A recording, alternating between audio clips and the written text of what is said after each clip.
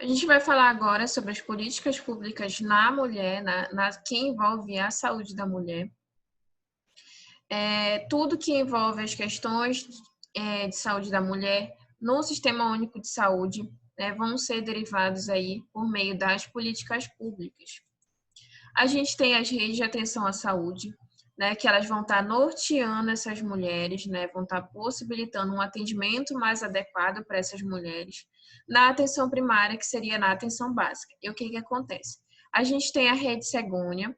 A Rede Segônia, ela foi criada para estabelecer aí o planejamento reprodutivo, a atenção humanizada ao parto e também ao puerpério, né, o puerpério que vai aí até o 42º dia após o parto. Então, a Rede Segônia, né, ela vai estar possibilitando aí esse atendimento mais adequado para essa mulher. O que acontecia antigamente?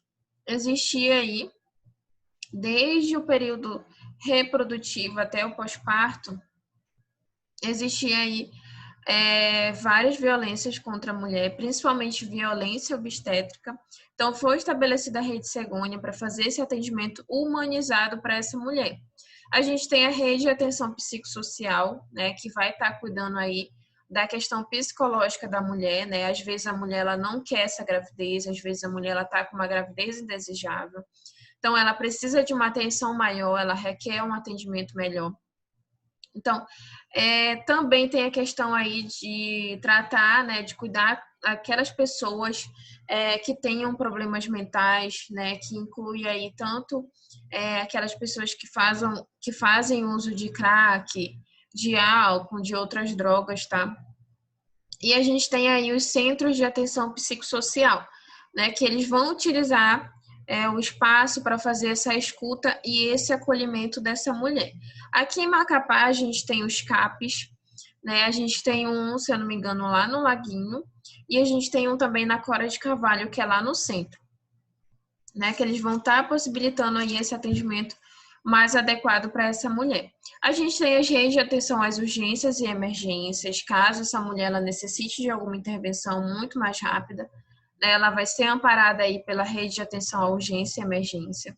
A rede de atenção às doenças e condições crônicas, a gente sabe aí que a gravidez, ela pode desenvolver outras doenças pré-existentes, né? Essa mulher, se ela tiver diabetes, se ela tiver hipertensão, ela precisa fazer um atendimento de alto risco, ela precisa de um atendimento mais adequado. E a gente tem aí a rede de atenção a doenças e condições crônicas, né, que está possibilitando aí esse atendimento mais adequado para essa mulher. A rede de cuidado a pessoas com deficiências. Então, a pessoa que tem deficiência, ela requer também um cuidado muito maior, principalmente na questão aí da gravidez, né? Então, esse programa, ele vai estar norteando essa mulher, vai estar possibilitando um atendimento mais adequado, né? Estabelecer aí para os profissionais da saúde, para a unidade hospitalar, né, os protocolos que são adequados para aquela pessoa com deficiência.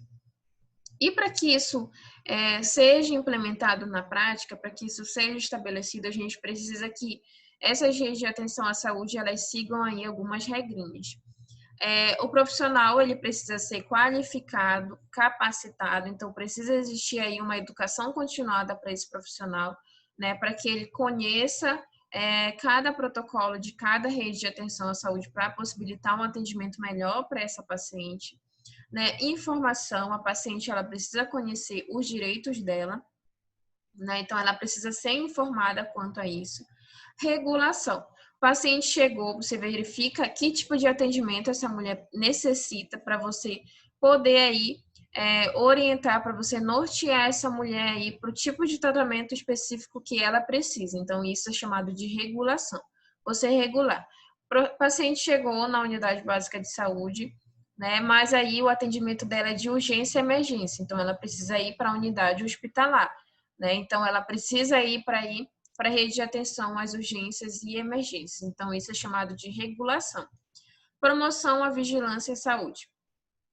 Então você deve promover o atendimento adequado, promover ali, ofertar né, os cuidados de qualidade e fazer a vigilância em saúde para verificar, né, se tudo isso está sendo conforme aí as redes de atenção à saúde, conforme os protocolos, tá?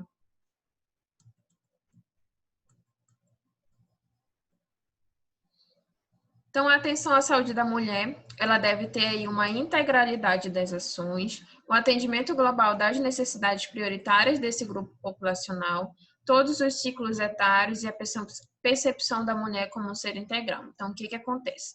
A mulher, ela precisa ser cuidada como um todo, né? Não somente aquilo em específico. Por exemplo, mulher chegou na unidade de saúde, né? Ela está suspeitando de uma gravidez. Se ela está suspeitando de uma gravidez, a gente não deve ali cuidar somente dessa suspeita, a gente deve verificar outros aspectos também. Verificar se essa mulher teve uma gravidez desejada, se é indesejada, né? Fazer aí uma integralidade das ações, fazer as ações completas, fazer uma avaliação mais rigorosa, né? Para poder tratar a mulher e cuidar da mulher como um todo, né? Então, a mulher, desde lá a infância até a vida adulta, até o final da vida reprodutiva também, deve ser amparada. Desculpa. Ela deve ser aí cuidada, né? Conforme aí o ciclo etário dessa mulher. Então, deve verificar também aí as necessidades prioritárias, né? Verificar o que é prioridade e o que pode ser visto posteriormente. Então, aqui a gente se norteia, né, naquilo que vocês já devem conhecer, né? Que saúde não é somente a ausência de doença, é um completo bem-estar. Então, isso vai envolver também aqui a mulher, né? A mulher, ela precisa ser tratada tanto físico como mental, emocional, espiritual, né? Ser cuidada, fazer uma análise de todas essas situações que podem estar envolvendo aí as questões de saúde dela, né? Então, fazer uma investigação, né? Fazer aí uma escuta de qualidade, tá?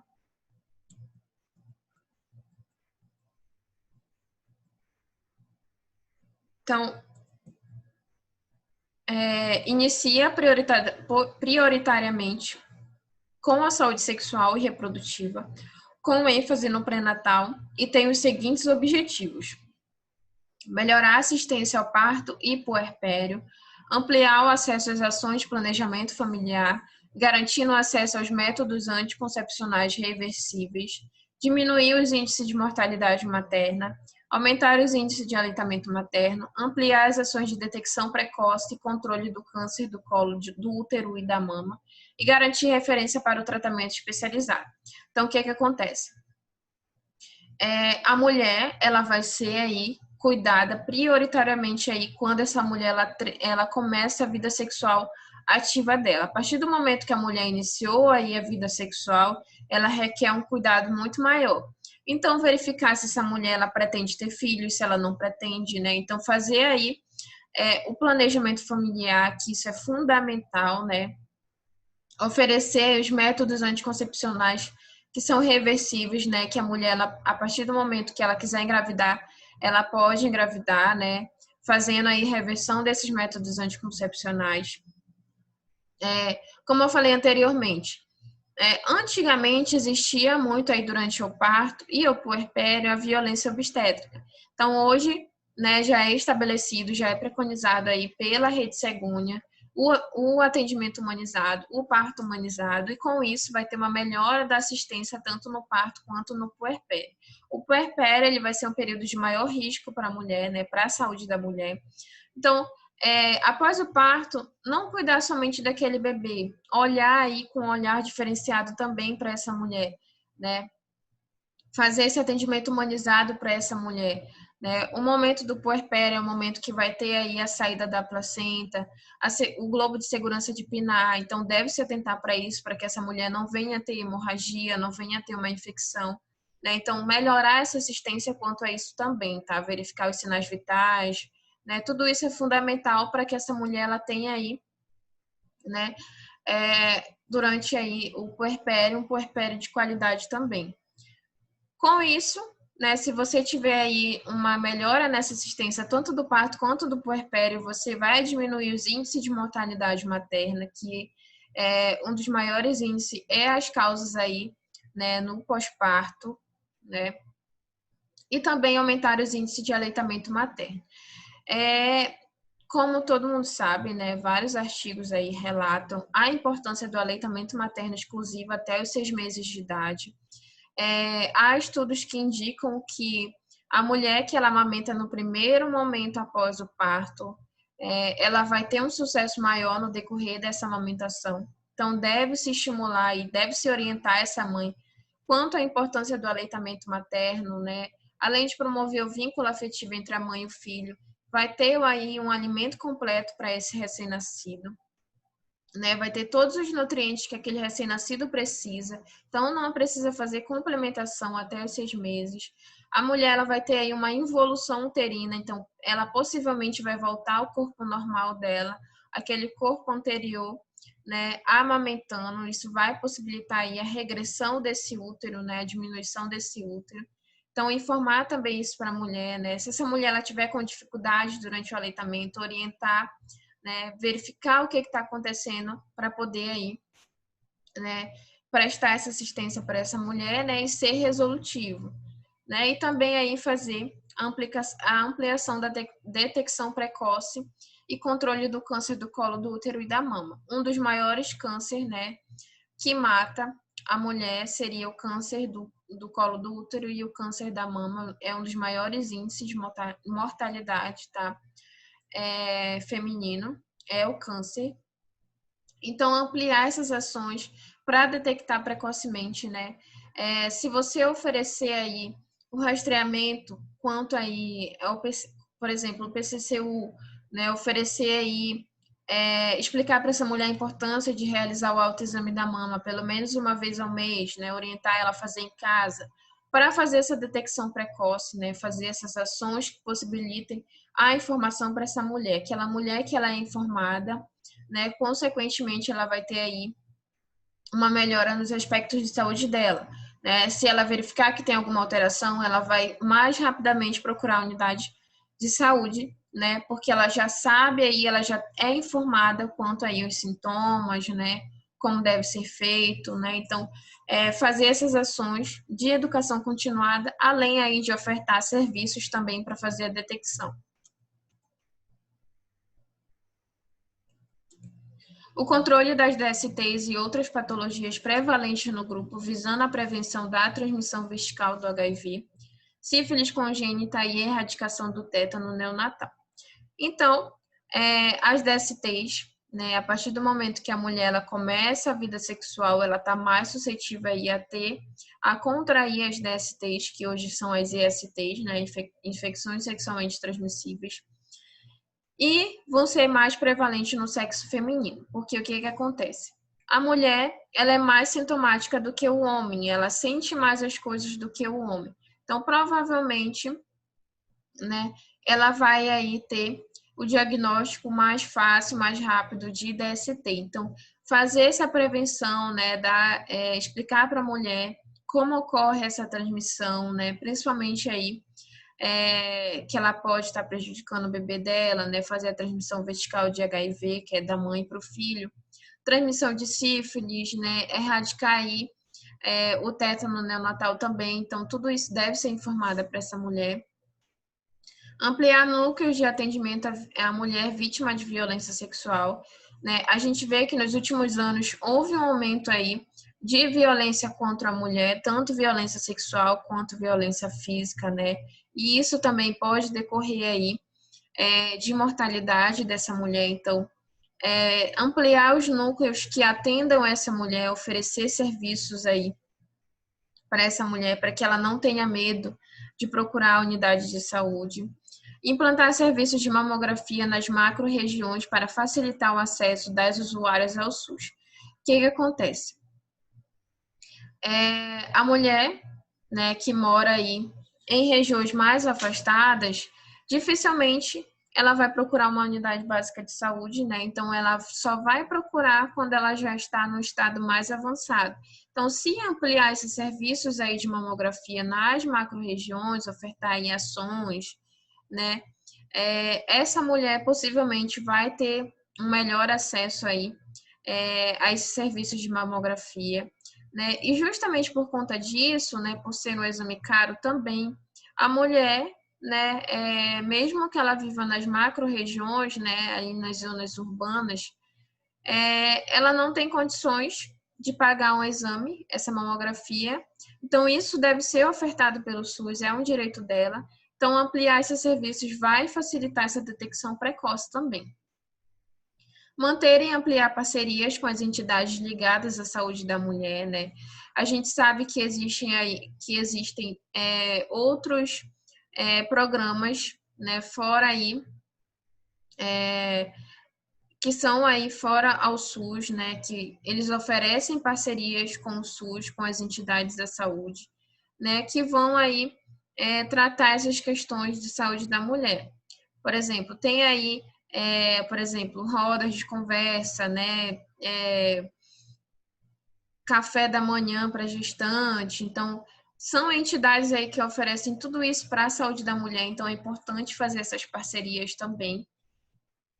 Investigar todos os óbitos de mulheres em idade fértil, de 10 a 49 anos, cujas causas podem ocultar o óbito materno, né? Algumas aí notificações dos óbitos das mulheres ainda estão aí ocultos, né? Estão aí sem as causas, então deve-se investigar o motivo dessa mulher ter vindo a óbito, justamente, né? Para poder fazer aí uma resolutividade do que está acontecendo, né? Resolver esse problema, né, de causa de mortalidade materna, justamente, né, por conta disso. Então, verificar o que está acontecendo para poder resolver isso. Então, é por isso que é importante investigar os óbitos de mulheres em idade fértil. Aqui a gente tem uma pirâmide, tá? Etária, que é a questão da idade, em Santana.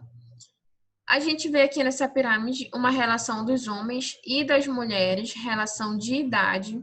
Então, a gente tem aqui, né, que se vocês puderem observar, que as mulheres, elas são aí mais prevalentes do que os homens. Existem mais mulheres do que homens em Santana. E isso a gente pôde notar nos últimos dias, nos últimos anos. Então, tem uma diferença significativa. As mulheres, elas se apresentam em quase que o dobro, né, do que os homens. Então, aí, fazendo uma comparação, né, os homens são 32 e as mulheres são 60. Isso fazendo uma estimativa por média da população. Então, aqui a gente vê que tem aí um aumento populacional das mulheres. Aqui, né, fazendo uma estimativa, uma comparação, né, nos últimos anos, que são aí 2013, 2014 e 2015, da população de Santana e da população do Brasil.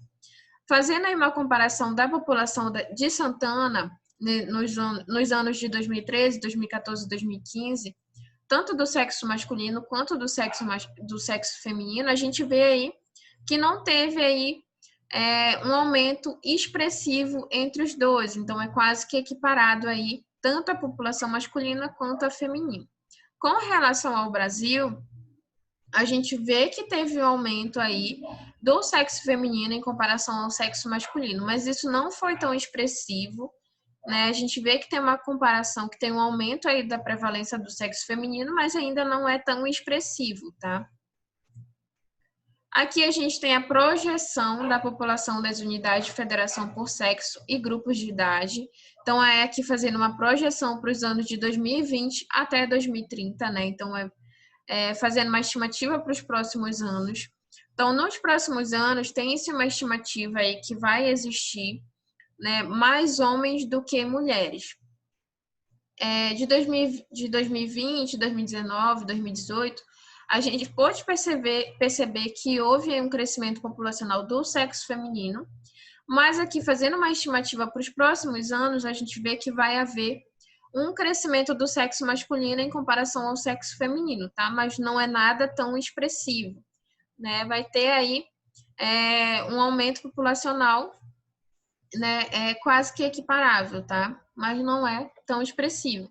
Então, em 2030, estima-se que existam aí 493.707 homens e 489.597 mulheres. Isso aqui é uma estimativa populacional. Isso não significa que é a quantidade aí de homens e de mulheres. É fazendo uma estimativa, né, por grupo populacional, tá?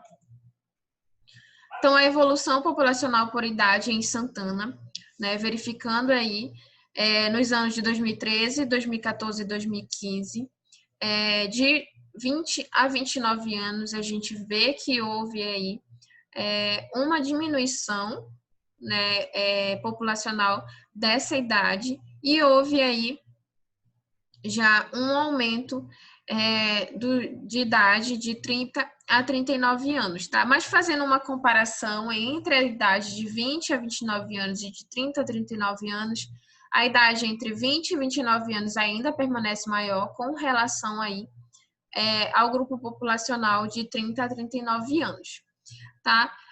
Mas aí existem pesquisas, né, que dizem que nos próximos anos a gente vai ter aí uma população maior de idosos do que uma população aí de adolescentes, né, de adultos.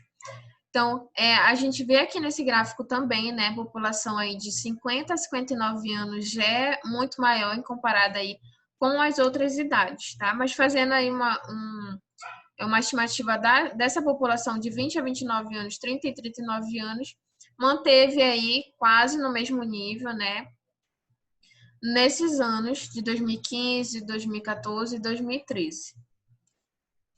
A gente tem aqui as causas de mortalidade dos homens entre 10 e 19 anos.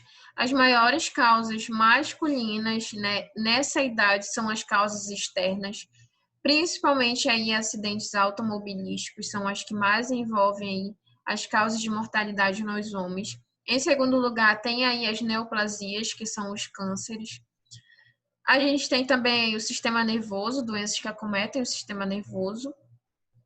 E os sinais e sintomas, que são os que os homens apresentam, né, mas que dificilmente eles vão buscar aí ajuda médica. Ou quando eles procuram, eles já estão em estado grave. A gente tem aqui as causas de mortalidade em mulheres de 10 a 19 anos. As maiores causas também são as causas externas, tá? Pode ser aí o feminicídio, né? Pode estar envolvido com isso. Pode ser também acidente automobilístico. E, em segundo lugar, tem também as neoplasias, tá? Mas aí, se vocês puderem perceber, em comparação o sexo masculino quanto o sexo feminino, né, existem mais mortalidades do sexo masculino do que do feminino. Por quê? A mulher, ela se cuida mais, se ela apresenta algum sintoma, se ela tem aí algum sinal e sintoma, mas ela vai procurar mais rapidamente a unidade de saúde, né? Diferente do homem, que ele só vai realmente quando ele está muito ruim, quando ele já está em estado avançado, né? Então, a mulher, ela procura se cuidar mais, ela procura a unidade de saúde mais rapidamente, mais precocemente que o homem. Então, aqui as causas de mortalidade dos homens de 20 a 59 anos. A gente tem ainda aqui as causas externas ainda vão prevalecer como as maiores causas de mortalidade masculina. A gente tem aí também os sinais e sintomas. Então, aqui nessa idade, eles vão apresentar mais sinais e sintomas, eles vão ser sintomáticos, né? E a gente tem também aí as neoplasias, tá? Que também são uma das que mais acometem o sexo masculino. E a gente tem aí aparelho circulatório e aparelho digestivo, tá? Também vai estar envolvido entre as maiores causas de mortalidade masculina de 20 a 59 anos, tá? Aqui no último ano, se vocês puderem perceber, em 2016, tem aí um aumento expressivo aí das causas externas, tá? Que vão estar aí entre as maiores causas de mortalidade, né? E nos estudos eles indicam que é aí por acidente automobilístico. As causas de mortalidade de 20 a 59 anos, a gente vê que já houve um aumento aqui em comparado àquela outra idade que eu falei para vocês. A gente vai ter aí, nos últimos anos, né, um aumento aí das doenças do aparelho circulatório, né, e também aí as neoplasias, tá? E As causas externas, elas já vão estar aí mais diminuídas, então vai ser mais por questão de saúde mesmo, de doença, que vão estar causando a mortalidade de mulheres de 20 a 59 anos. As causas de mortalidade em homens maiores de 60 anos, então, em 2016, né, nos últimos anos, a gente vê aí que nessa idade eles vão apresentar mais sintomas e sinais, então, nessa idade, eles vão ter mais sintomas, então, é nesse momento que ele vai procurar a unidade de saúde. Outra questão aí é o aparelho respiratório, né? Pneumonia é uma das doenças que mais acometem aí os idosos, né? Então, a gente tem aí também uma das causas de mortalidade. Pode ser também a pneumonia, que ela pode se agravar. A gente tem também as neoplasias, também estão entre as causas de mortalidade, né? A gente tem também aí as causas endócrinas, né? E o aparelho circulatório, tá? Então, nas mulheres, a gente fazendo uma comparação aqui entre os homens e as mulheres nessa idade de 60 anos, é quase que equiparado, tá? É quase que igual aí. A gente tem aí as maiores causas de mortalidade em mulheres de 60 anos são as neoplasias, são os cânceres, principalmente câncer de mama e câncer de ovário. Câncer de útero podem estar cometendo essa mulher. Claro que existem outros, mas esses são um dos principais, tá? A gente tem também aí o aparelho respiratório também, que como eu falei anteriormente, pode ser por uma pneumonia, que pode se agravar, né? Os idosos eles ficam mais suscetíveis aí a desenvolver uma pneumonia. O aparelho circulatório, né? As causas endócrinas também e os sinais e sintomas, né? A mulher ela vai apresentar menos sinais e sintomas porque qualquer sintoma ela já procura aí a unidade de saúde. A mortalidade materna, né, questão aí de mortalidade materna. O óbito materno é aquele ocorrido em mulheres durante a gravidez, o aborto, o parto ou até 42 dias após o parto, atribuído às causas relacionadas ou agravadas pela gravidez, pelo aborto, pelo parto ou pelo puerpério, ou por medidas tomadas em relação a elas, porém não devido aí às causas acidentais ou incidentais. Então, o que acontece? Até 42 dias após o parto, se a mulher ela vir aí a óbito, né, pode ser considerado mortalidade materna, desde que a causa dessa morte tenha sido aí com relação às questões do aborto, da gravidez ou do parto, né? A mulher ela pode vir a ter alguma complicação nesse período após o parto. Então a mulher, ela pode vir a ter uma hemorragia, ela pode vir a ter aí uma infecção, e se isso for decorrente do parto, né, pode ser considerado mortalidade materna. Se essa mulher sofreu um acidente, pode ser considerado até 42 dias, né? Pode ser considerado mortalidade materna? Não, isso já não vai ser considerado mortalidade materna, tá? Porque aí vai ser por causas que não são relacionadas aí ao puerpério, tá? Para fazer essa estimativa, a gente faz um cálculo aí epidemiológico, que é feito aí o número de óbitos maternos diretos e indiretos, então é somado aí tanto aqueles que foram aí diretamente relacionados ao parto, à gestação ou indiretamente, que pode ser aí uma eclâmpsia, que são aí chamadas de causas indiretas, né?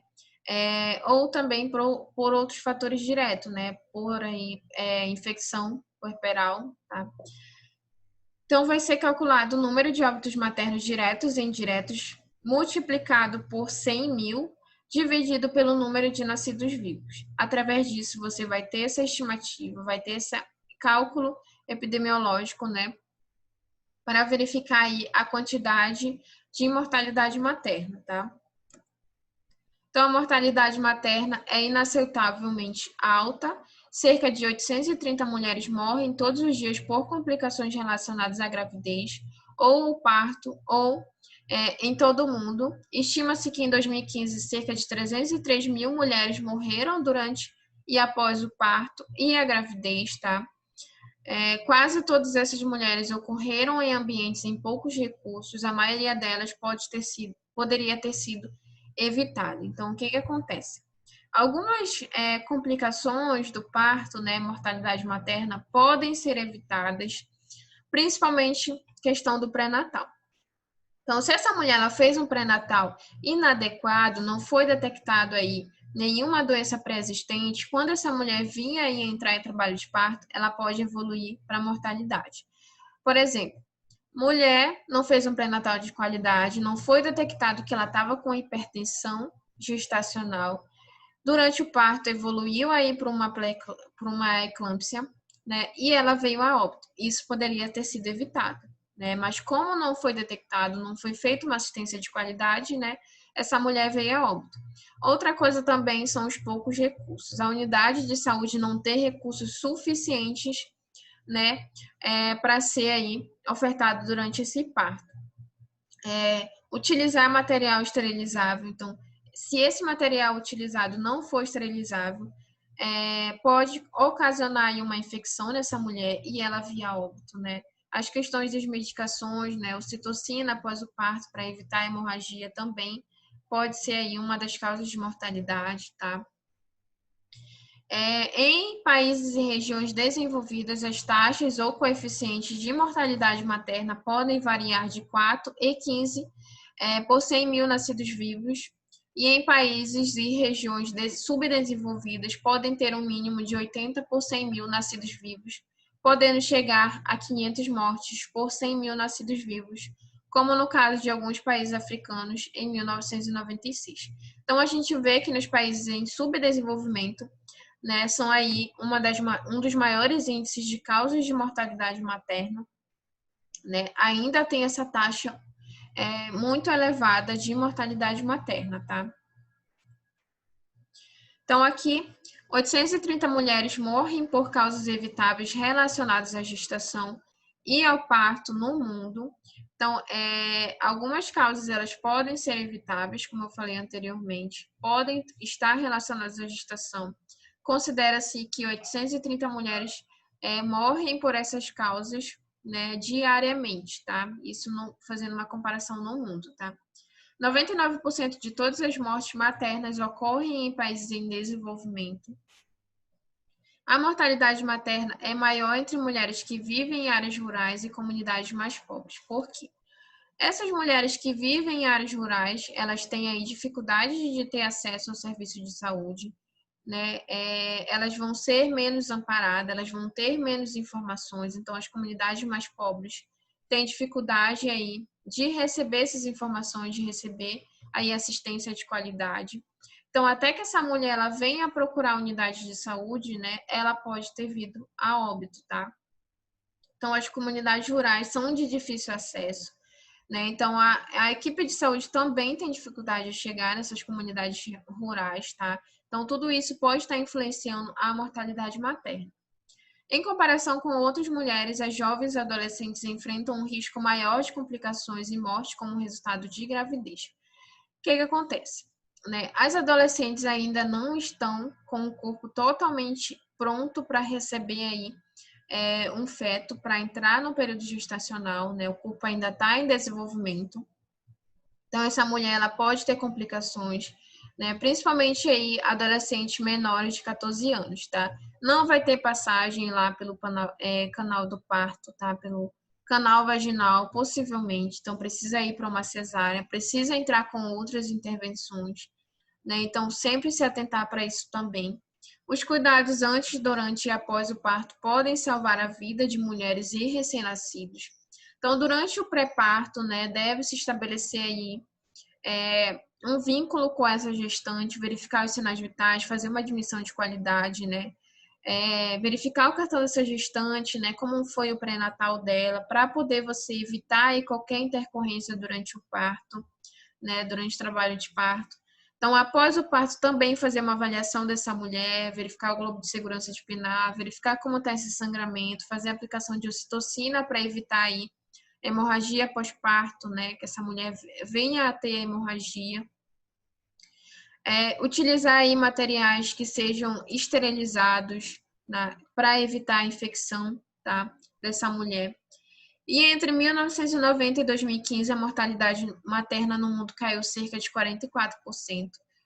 Houve essa diminuição, mas isso não significa ainda que esteja que esteja aí baixo essas taxas de mortalidade, tá? Mesmo que tenha tido uma diminuição, né, dessa taxa de mortalidade, a gente ainda prevalece aí nas altas, né, de mortalidade materna.